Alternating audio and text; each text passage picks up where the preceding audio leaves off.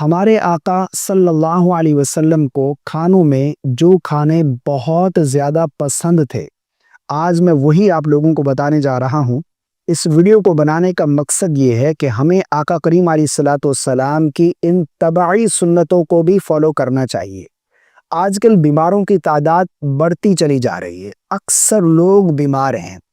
پہلے ایک سروے آیا تھا جس کے مطابق ہر 4 لوگوں میں سے ایک شخص بیمار ہے، لیکن جو اب نئے سروے آئے ہیں، اب جو نیا سروے آیا ہے اس کے مطابق ہر 3 لوگوں میں سے ایک شخص بیمار ہے۔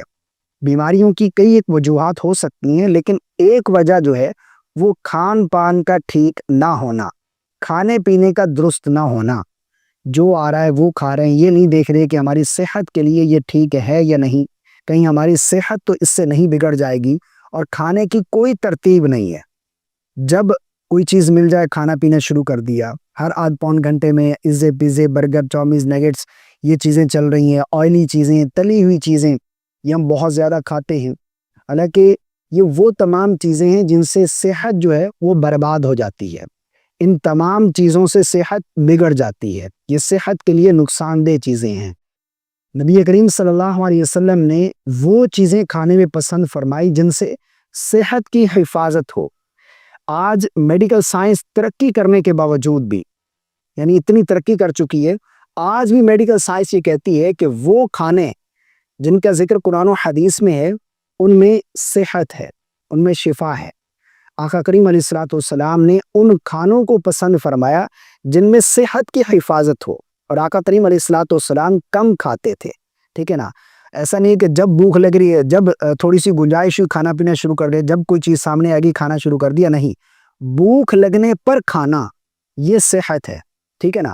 اور کم کھانا یہ بھی صحت ہے، پیٹ بھر کے کھا لینا، حد سے زیادہ کھا لینا یہ صحت کے لیے نقصان دہ ہے۔ اور آقا کریم علیہ الصلوۃ والسلام کا فرمان ہے نا، جس کا مفہوم ہے کہ مومن کی شان یہ ہے کہ وہ غذا کم کھائے، یعنی مومن کی شان یہ ہے کہ وہ غذا کم کھائے۔ پیٹ بھر کے کھا لینا، حد سے زیادہ کھا لینا، طلب سے زیادہ کھا لینا یہ صحت کے لیے نقصان دہ ہے، اور وہ کھانے چاہیے جو نبی کریم صلی اللہ علیہ وسلم نے پسند فرمائے ہیں، جن میں صحت کا خزانہ ہے۔ اور مجھے امید ہے اگر آپ یہ کھانے شروع کر دیتے ہیں تو بیماریاں آدھی آپ کی ویسے ہی ختم ہو جائیں گی۔ باقی بیماریاں ان کھانوں کے جو ہے وہ شروع کرنے سے انشاءاللہ عز و جل آپ بیماریوں سے چھٹکارا پا جائیں گے۔ میڈیکل سائنس بھی کہتی ہے کہ ان کھانوں میں صحت کا خزانہ ہے، اگر آپ یہ کھانے کھاتے ہیں تو آپ کئی بیماریوں سے شفا یاب ہو جائیں گے، کئی بیماریوں سے آپ کو چھٹکارا مل جائے گا۔ تو وہ کون سی غذائیں ہیں؟ آقا کریم علیہ الصلوۃ والسلام کی ان طبعی سنتوں کو بھی ہمیں فالو کرنا چاہیے۔ جہاں ہم دیگر سنتیں فالو کرتے ہیں، نبی کریم صلی اللہ علیہ وسلم کی سنتوں سے محبت کرتے ہیں، ان کو فالو کرتے ہیں، ہمیں طبعی سنتیں بھی فالو کرنی چاہیے۔ آقا کریم علیہ الصلوۃ والسلام کون سی غذائیں کھاتے تھے، آقا کریم علیہ الصلوۃ والسلام کو کون سی کھانے جو ہے وہ پسند تھے، ہمیں بھی وہ کھانے پسند کرنے چاہیے۔ آقا کریم علیہ الصلوۃ والسلام کے کھانوں کی لسٹ کیا ہے؟ ویسے تو آقا کریم علیہ الصلوۃ والسلام جو مل جاتا وہ کھا لیتے، اور آقا کریم علیہ الصلوۃ والسلام کا مزاج یہ تھا کہ اگر کھانے میں کوئی چیز پسند آئی تو کھا لیا، نہیں پسند آئی تو آپ اپنا ہاتھ روک لیتے تھے، اس میں عیب نہیں نکالتے تھے۔ عیب نکالنا یہ آقا کریم علیہ الصلوۃ والسلام کے مزاج میں نہیں ہے، ٹھیک ہے نا۔ تو ایسا نہیں کرنا چاہیے۔ اب کھانے کون سے؟ نمبر 1 پر گوشت۔ گوشت یہ صحت کے لیے بہت زیادہ مفید ہے، اور اس کے بے شمار فوائد ہیں، بے شمار فوائد ہیں گوشت کے۔ آقا کریم علیہ الصلوۃ والسلام کھانے میں گوشت پسند فرماتے تھے۔ آپ صلی اللہ علیہ وسلم نے ارشاد فرمایا، دنیا والوں اور جنت والوں دونوں کے کھانے کا سردار گوشت ہے۔ دنیا والوں اور جنت والوں کے کھانے کا سردار گوشت ہے، اور گوشت جو ہے، جو بھی حلال گوشت ہے، آقا کریم علیہ الصلوۃ والسلام تناول فرماتے، بھیڑ کا، بکری کا، دمبے کا، گائے کا، اونٹ کا، مچھلی کا، جو بھی حلال گوشت ہے وہ آپ کھا سکتے ہیں۔ آقا کریم علیہ الصلوۃ والسلام گوشت کو زیادہ پسند فرماتے تھے، اور نبی کریم صلی اللہ علیہ وسلم نے ارشاد فرمایا کہ دنیا والوں اور جنت والوں کے کھانوں کا سردار وہ گوشت ہے۔ اب گوشت کے فائدے کیا ہیں یہ آپ گوگل کر کے دیکھ سکتے ہیں۔ میں یہاں پر فائدے بیان کرنے لگوں تو ویڈیو بہت بڑا ہو جائے گا، ٹھیک ہے نا۔ تو میں یہاں پر فائدے بیان چند کروں گا، لیکن آپ اگر دیکھنا چاہتے ہیں تو گوگل کر کے ان کھانوں کے فائدے آپ دیکھ سکتے ہیں۔ نمبر 1 پر گوشت، آقا کریم علیہ الصلوۃ والسلام کو بہت پسند تھا۔ نمبر 2 پر سرید، سرید آپ صلی اللہ علیہ وسلم کو بہت مرغوب تھی، آپ کو بہت پسند تھی۔ سرید کہتے ہیں اس کھانے کو، یعنی شوربے میں یا پتلی دال میں روٹی کے ٹکڑے ڈال کر اس کو مکس کر کے جو ہے وہ کھایا جائے، یہ سرید ہے۔ اور آقا کریم علیہ الصلوۃ والسلام کو یہ کھانا بہت پسند تھا، اور آپ یہ دیکھیں کہ اس سے ہاضمہ بہت ٹھیک ہوتا ہے، یہ ہاضمے کے لیے بہت زیادہ بہترین کھانا ہے۔ آپ دیکھیں نا کہ ڈاکٹر کہتا ہے بچے کو جب وہ کھانا شروع کرتے، ڈاکٹر کہتا ہے کہ اس کو اب شوربے میں روٹی بھگو کر کھلائیں، اور اسی طرح اگر کوئی مریض ہے تو اس کو بھی یہ ڈاکٹر کہتے ہیں کہ اس کو شوربے میں تھوڑی سی روٹی بھگو کر کھلا لیا کریں۔ تو یہ سرید بنانا یہ بہت زیادہ لذیذ کھانا ہے، لذیذ بھی ہے اور فائدے مند بھی ہے، فائدے مند بھی بہت زیادہ ہے۔ اور سرید کی ایک اور قسم بھی ہے جو میٹھی ہوتی ہے، اس کو حلوہ کہا جاتا ہے۔ یہ ستو میں خشک کھجور اور گھی کو ملا کر ملیدے کی طرح بنایا جاتا ہے۔ آپ صلی اللہ علیہ وسلم نے دوسرے کھانوں پر سرید کو فوقیت دی اور اسے کھانے کا سردار کہا، یہ کھانے کا سردار ہے، سرید جو ہے یہ کھانوں کی سردار ہے۔ تو یہ لذیذ بھی ہے اور لذت و قوت کے ساتھ یہ فائدے مند بھی ہے۔ سرید جو ہے یہ کھانا یہ بہت زیادہ فائدے مند ہے۔ نمبر 3 پر کدو شریف، لوکی، یہ آپ صلی اللہ علیہ وسلم کو سبزیوں میں بہت زیادہ پسند تھا۔ کدو شریف، آقا کریم علیہ الصلوۃ والسلام کو کدو شریف کا سالن بہت زیادہ پسند تھا۔ حضرت انس رضی اللہ تعالی عنہ راوی ہے، کہتے ہیں کہ رسول اللہ صلی اللہ علیہ وسلم کو ایک درزی نے دعوت کی، آقا کریم علیہ الصلوۃ والسلام دعوت پر تشریف لے گئے، کھانے میں جو کی روٹی اور شوربہ پیش کیا گیا، شوربے میں کدو اور گوشت تھا۔ میں نے دیکھا کہ اللہ کے نبی صلی اللہ علیہ وسلم پیالے کے کنارے سے کدو کے ٹکڑے تلاش کر کے نکال لیتے اور تناول فرماتے۔ کدو شریف کے ٹکڑے جو ہے وہ شوربے میں سے کناروں میں سے پیالے کے کناروں سے نکال کر تناول فرماتے۔ اس دن سے ہی میں نے کدو کے بغیر کھانا نہیں کھایا۔ یا حضرت انس فرماتے، یہ آپ کی محبت دیکھیں، صحابہ کی محبت دیکھیں کہ جو حضور کو کھاتے ہوئے دیکھا، فرمایا اس دن کے بعد میں نے کدو کے بغیر کھانا نہیں کھایا۔ اور رسول اللہ صلی اللہ علیہ وسلم کثرت سے کدو یعنی لوکی کا استعمال فرماتے تھے۔ رسول اللہ صلی اللہ علیہ وسلم نے ارشاد فرمایا لوکی کھاؤ، کدو کھاؤ، یہ دماغ کو تقویت دیتا ہے۔ کدو جو ہے یہ دماغ کے لیے بہت زیادہ فائدہ مند ہے، یہ دماغ کو تقویت دیتا ہے۔ حضرت عائشہ فرماتی ہیں کہ رسول اللہ صلی اللہ علیہ وسلم نے ارشاد فرمایا کہ اے عائشہ، جب تم ہانڈی پکانے کے لیے تیار کرو تو اس میں زیادہ مقدار میں کدو ڈال دو، اس لیے کہ کدو جو ہے یہ دلوں کو مضبوط کرتا ہے۔ آج ہر تیسرا شخص ہارٹ کا پیشنٹ ہے، اور رسول اللہ صلی اللہ علیہ وسلم فرما رہے ہیں کہ کدو جو ہے یہ دلوں کو مضبوط کرتا ہے۔ لوکی کا استعمال یہ بہت زیادہ فائدہ مند ہے، تو کدو شریف کا زیادہ استعمال کرنا چاہیے، اس کے بے شمار فوائد ہیں۔ نمبر 3 پر سرکہ، رسول اللہ صلی اللہ علیہ وسلم کو سرکہ بھی پسند تھا۔ حضرت جابر رضی اللہ تعالی عنہ روایت کرتے ہیں کہ رسول اللہ صلی اللہ علیہ وسلم نے ارشاد فرمایا کہ ایک مرتبہ آپ صلی اللہ علیہ وسلم نے اپنے اہل خانہ سے دریافت فرمایا کہ کوئی سالن ہے، تو اندر سے آواز آئی سرکے کے سوا کچھ نہیں۔ تو آپ صلی اللہ علیہ وسلم نے ارشاد فرمایا وہی لے آؤ، اور تناول فرمایا۔ آپ کھاتے جاتے اور فرماتے سرکہ کتنا اچھا سالن ہے، کتنا اچھا سالن ہے۔ پھر فرمایا جس گھر میں سرکہ ہو وہ لوگ غریب بھوکے نہیں، یعنی جس گھر میں سرکہ موجود ہو وہ بھوکے نہیں ہیں، جس گھر میں سرکہ موجود ہو وہ بھوکے نہیں ہیں۔ آپ صلی اللہ علیہ وسلم نے ارشاد فرمایا بہترین سالن سرکہ ہے، اے اللہ تو سرکے میں برکت ڈال دے، یہ مجھ سے پہلے نبیوں کا سالن تھا، سرکہ یہ مجھ سے پہلے نبیوں کا سالن تھا، اور وہ گھر غریب نہ ہوگا جہاں سرکہ موجود ہے، یعنی وہ لوگ بھوکے نہیں رہ سکتے جہاں پر سرکہ موجود ہے۔ تو سرکہ یہ آپ صلی اللہ علیہ وسلم کو پسند تھا۔ آگے جی نمبر 5 پر پنیر، رسول اللہ صلی اللہ علیہ وسلم کو پنیر یہ بھی پسند تھا۔ حضرت عبداللہ بن عمر رضی اللہ تعالی عنہ سے روایت ہے کہ غزوہ تبوک میں آپ صلی اللہ علیہ وسلم کی خدمت میں پنیر پیش کیا گیا، تو آپ صلی اللہ علیہ وسلم نے چھری طلب کی اور اس سے بسم اللہ پڑھ کر پنیر کاٹا، اور آپ صلی اللہ علیہ وسلم نے استعمال فرمایا۔ آپ صلی اللہ علیہ وسلم کو کھانوں میں پنیر بھی جو ہے وہ پسند تھا۔ پنیر کے آپ جانتے کتنے زیادہ فائدے ہیں، کتنے زیادہ فوائد ہیں. ہم دیکھیں جتنے کھانے آ رہے ہیں، جتنی لسٹ آ رہی ہے کھانوں کی پسندیدہ، وہ تمام کھانے ہیں جن میں صحت کی حفاظت ہے. رسول اللہ صلی اللہ علیہ وسلم کو وہ کھانے پسند تھے جن سے صحت کی حفاظت ہو، جن سے صحت کی حفاظت ہو. ایسا نہیں صحت بگڑ جائے جو بھی آ رہا ہے وہ کھا رہے، نہیں، جن سے صحت کی حفاظت ہو اور جن میں شفا ہو، جن میں کئی بیماریوں کا علاج ہو، وہ کھانے رسول اللہ صلی اللہ علیہ وسلم پسند فرماتے. تو پنیر آپ جانتے کتنا فائدہ مند ہے، تو پنیر کا استعمال بھی آقا کریم علیہ الصلوۃ والسلام فرماتے. نمبر 6 پر شہد. شہد آپ جانتے ہیں کہ کتنی صحت بخش غذا ہے اور اس کا ذکر قرآن پاک میں موجود ہے. شہد جو ہے وہ بہت سی بیماریوں کی دوا ہے.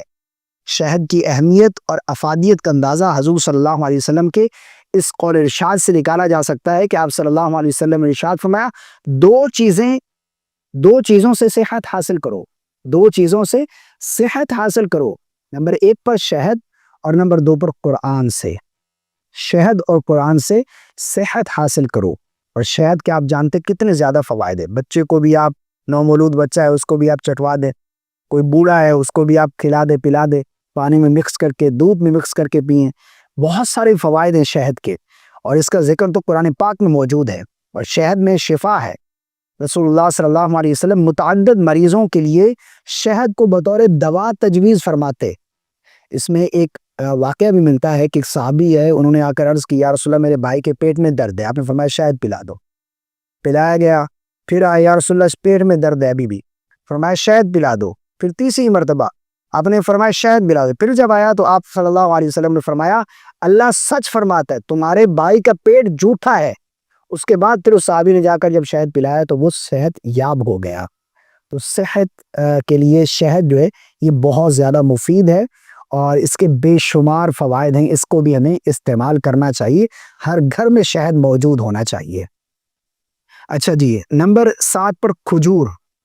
کھجور سبحان اللہ، یہ کتنا خوبصورت عمدہ میوہ ہے اور بہترین غذا ہے. قرآن کریم میں کئی مقامات پر اس کا ذکر موجود ہے. ایک حدیث میں آتا ہے رسول اللہ صلی اللہ علیہ وسلم نے ارشاد فرمایا جو شخص روزانہ صبح کو 7 عمدہ کھجوریں کھا لیا کرے، 7 عمدہ کھجوریں کھا لیا کرے، اس سے اس دن جادو اور زہر کوئی نقصان نہیں پہنچا سکتا.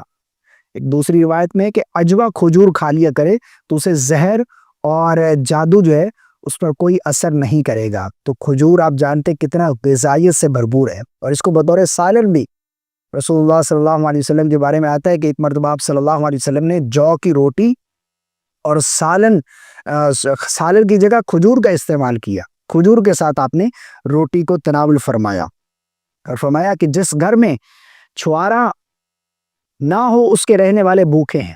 یعنی کھجور چھوارا نہ ہو اس گھر کے رہنے والے بھوکے ہیں. آقا کریم علیہ الصلوۃ والسلام کھجور کو بہت زیادہ پسند فرماتے تھے. اور کھجور جو ہے آپ جانتے ہیں آپ صلی اللہ علیہ وسلم نے ارشاد فرمایا اجوا کھجور ہر بیماری کی شفا ہے، نہار منہ کھانے سے یہ زہروں کا تریاق ہے. اور آقا کریم علیہ الصلوۃ والسلام نے ارشاد فرمایا نہار منہ کھجور کھایا کرو، ایسا کرنے سے پیٹ کے کیڑے مر جاتے ہیں. کھجور یہ بہت ہی زیادہ غذائیت سے بھرپور غذا ہے، یہ بہت ہی عمدہ میوہ ہے. اس کا استعمال بہت ہی زیادہ فائدہ مند ہے. تو کھجور ہمیں ضرور استعمال کرنی چاہیے. نمبر 8 پر دودھ. آپ جانتے ہیں کہ دودھ جو ہے یہ کیسا مشروب ہے، بہترین. اس میں بے شمار جو ہے فوائد ہے.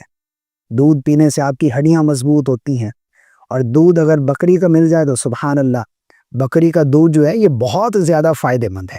آقا کریم علیہ الصلوۃ والسلام بکری کا دودھ آپ نے نوش فرمایا، گائے کا، اونٹ کا، اور اسی طرح یہ آپ دودھ نوش فرماتے تھے. اور کبھی کبھار آپ صلی اللہ علیہ وسلم ایسے ہی دودھ پی لیتے، کبھی آپ اس میں پانی مکس کر کے پیتے. دودھ میں پانی مکس کر کے بیچنا یہ جائز نہیں ہے، یہ حرام ہے، ایسا نہیں کرنا چاہیے. لیکن پانی مکس کر کے پینا یہ بہت زیادہ فائدہ مند ہے. تو دودھ جو ہے اس کے بہت ہی زیادہ فائدے ہیں. آپ صلی اللہ علیہ وسلم نے ارشاد فرمایا کہ گائے کے دودھ کے متعلق فرمایا کہ گائے کا دودھ استعمال کرو، اس میں شفا ہے. گائے کے دودھ میں شفا ہے اور اس کے گھی میں دوا کی تاثیر ہے. اور ایک موقع پر فرمایا آپ صلی اللہ علیہ وسلم نے دودھ کے علاوہ دوسری چیز نہیں جانتا جو کھانے پینے دونوں کے لیے کافی ہو، یعنی کھانے اور پینے دونوں کے لیے کافی ہو جائے۔ یہ دودھ کے علاوہ کوئی ایسی غذا نہیں ہے، کوئی ایسی چیز نہیں ہے۔ گائے کا دودھ ایک علاج ہے، اور اس سے بنا ہوا مکھن یعنی گھی جو ہے ایک دوا ہے۔ اس کے دودھ کا جو مکھن ہے، جو گھی ہے، یہ ایک دوا ہے۔ گائے کے دودھ میں شفا ہے، یہ ایک علاج ہے۔ تو دودھ جو ہے وہ استعمال کرنا چاہیے زیادہ سے زیادہ۔ اور پھلوں میں آپ انجیر بہترین میوہ ہے، اس کے بھی بے شمار فوائد ہے۔ اسی طرح انگور ہو گیا، کشمش ہو گئی، اس کے بے شمار فوائد ہیں۔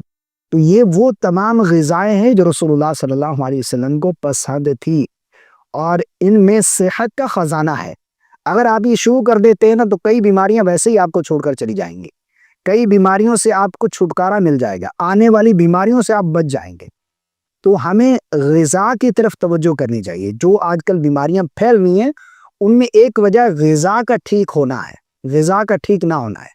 ہم اپنی غذا کی طرف توجہ نہیں کر رہے کہ ہم کیا کھا رہے ہیں، ہمیں کیا کھانا چاہیے، کیا ہماری صحت کے لیے مضر ہے، کیا ہماری صحت کے لیے جو ہے وہ مفید ہے، ہم اس طرف توجہ نہیں کرتے۔ تو تیلی آئلی چیزیں، اسی طرح یہ چیزیں جو ہے ہمیں چھوڑنی چاہیے۔ اور زیتون تو سبحان اللہ، اس کا ذکر تو قرآن پاک میں موجود ہے۔ آقا کریم علیہ الصلوۃ والسلام نے ارشاد فرمایا زیتون کھاؤ اور اس کے تیل کی مالش کرو، کیونکہ یہ ایک مبارک درخت سے ہے۔ زیتون کا ذکر تو قرآن مجید میں موجود ہے۔ زیتون کا استعمال کرنا چاہیے، اسے کھانا چاہیے، اس کا تیل جو ہے وہ استعمال کرنا چاہیے۔ تیل جو ہے وہ آپ کوکنگ میں استعمال کریں، اور اسی طرح مالش کے لیے استعمال کریں۔ یہ بہت زیادہ فائدہ مند ہے، بہت زیادہ فائدہ مند ہے۔ تو ہمیں ان غذاؤں کو اپنی غذا بنانا چاہیے۔ اور آقا کریم علیہ الصلوۃ والسلام کے جو پسندیدہ کھانے ہیں، جن کے بارے میں آج 1400 سال بعد سائنس ترقی کرنے کے بعد بھی کہتی ہے کہ ان میں صحت ہے، یا آپ کی صحت کے لیے مفید کھانے ہیں، تو ہمیں ان کو جو ہے وہ کھانا چاہیے، ان کو اپنی غذا کے طور پر استعمال کرنا چاہیے۔ مجھے امید ہے آپ کو میری باتیں سمجھ آ گئی ہوں گی۔ اللہ تعالی ہم سب کو سمجھ کی توفیق عطا فرمائے۔ دیگر سنتوں کے ساتھ ساتھ تبعی سنت بھی رسول اللہ صلی اللہ علیہ وسلم کی ہمیں فالو کرنی چاہیے۔ اور ایک صحت مند مومن جو ہے نا، یہ اللہ کو بہت زیادہ پسند ہے، اور صحت جو ہے یہ اللہ کی شفا، اللہ کی طرف سے ایک بہت بڑی نعمت ہے۔ آپ کھا پی کر الٹ سیدھی چیزیں جو ہے وہ اپنی صحت کے خود ہی دشمن بن جائیں، خود ہی صحت کو بگاڑ دیں، تو یہ آپ اپنا نقصان کر رہے ہیں۔ السلام علیکم ورحمۃ اللہ۔